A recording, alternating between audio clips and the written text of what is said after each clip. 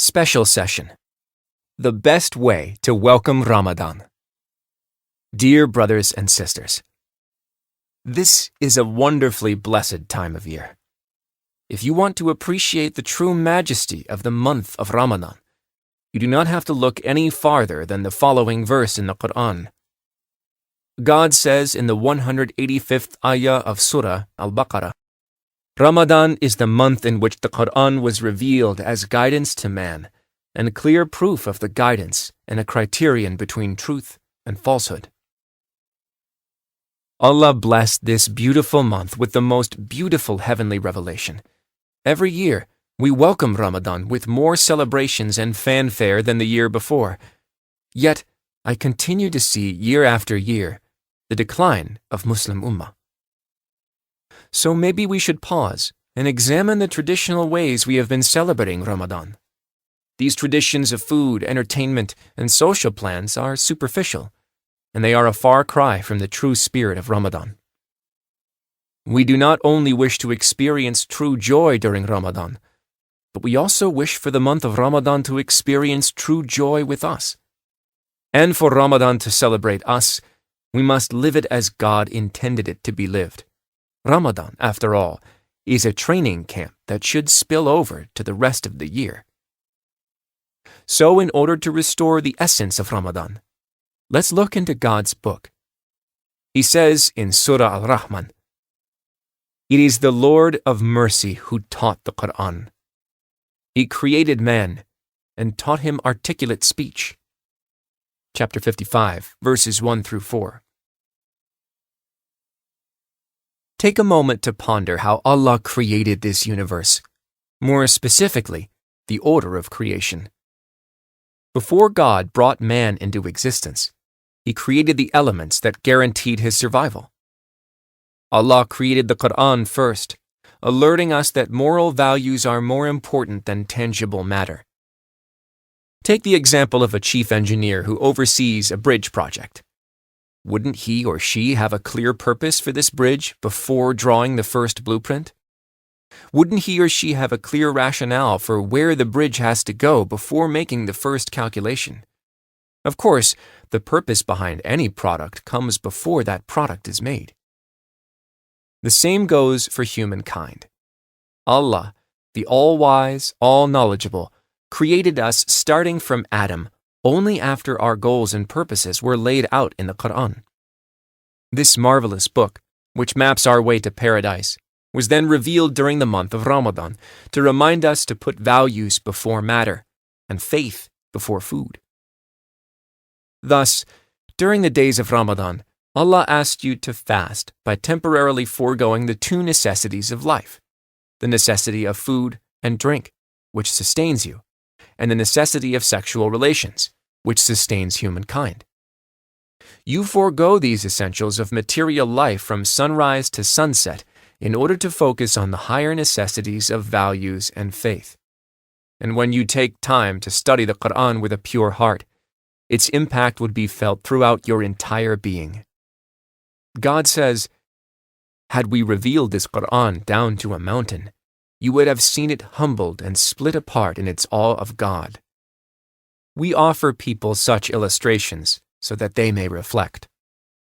Chapter 59, verse 21. Is that how we receive the Quran? Or are our hearts harder than stone? Is that how we experience Ramadan? Sadly, the answer for most of us is no. Nowadays, we welcome the month of Ramadan with all the wrong actions and attitudes. That is why you hardly see any positive effects remaining after the month passes. When Allah asked you to deny yourself food, drink, and sex during the days of Ramadan, He was well aware that He created you with plenty of reserves to withstand hunger. Unlike a car that stops the minute fuel runs out, the human body can go on for many days without food and drink. More importantly, when you are truly hungry, any food will do. A piece of bread would be as satisfying and delicious as the fanciest cut of meat. As the saying goes, the food of the hungry is delicious, and the bed of the fatigued is comfortable. Yet most of us ignore these facts in Ramadan. Rather than being satisfied with the simplest of foods, we go on a binge.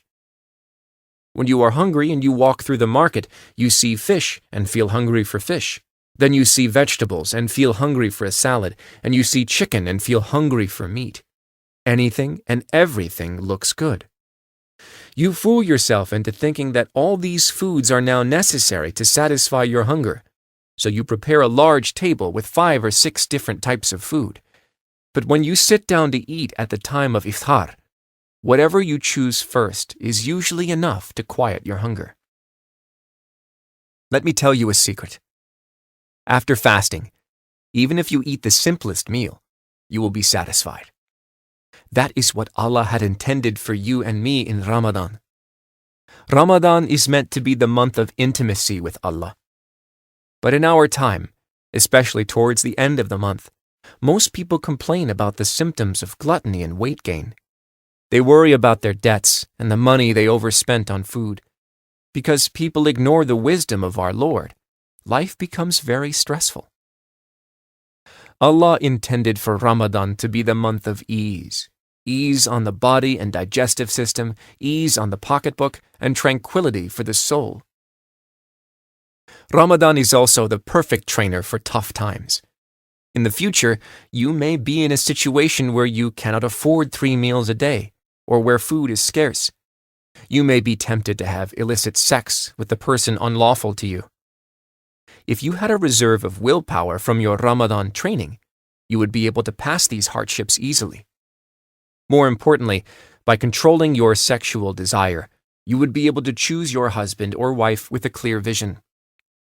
So when you welcome the month with plans of overeating, overspending, and non-stop socializing, you have missed the entire point.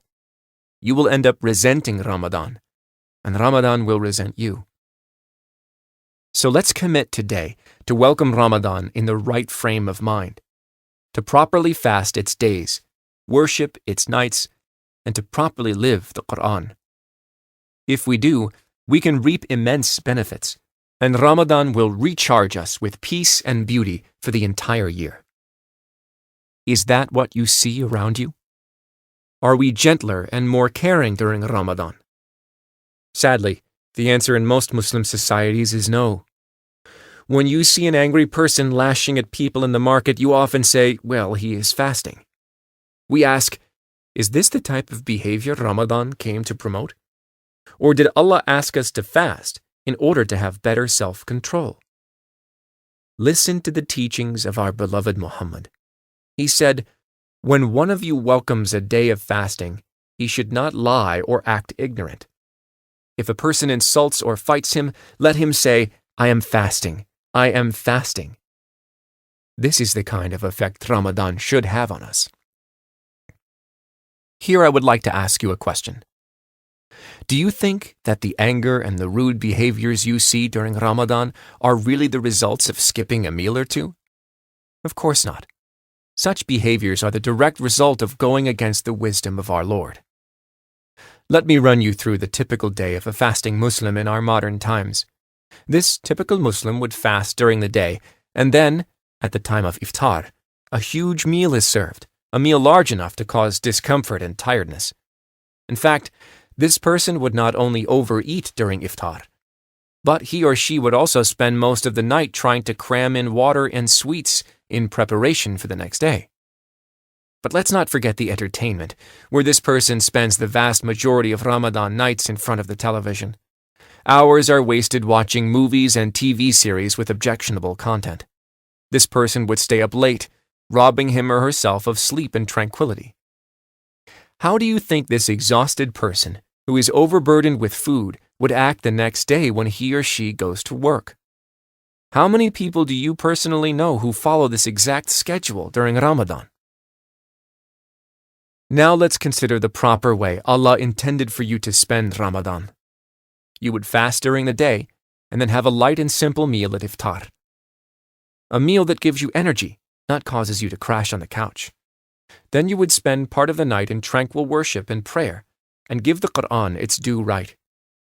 By practicing self-control, while properly nourishing both your body and spirit, you achieve balance in your life. You would no longer allow the material desires of your body to smother the needs of your spirit. This is how you can experience a month full of peace, a month that encourages you to spend less, lose weight, give your body a break, and your soul a boost. Allah, the All-Wise, wants you to experience life that is balanced in its beauty, both material and spiritual. I ask Allah to help us welcome the month of Ramadan according to what He likes. I ask Him to make this month a month of worship and tranquility for all Muslims and Muslim societies. I pray for all Muslims to experience the true blessings of Ramadan because I am sure that if we properly practice Ramadan, we would change our life for the better for decades to come. May Allah bless you and your families.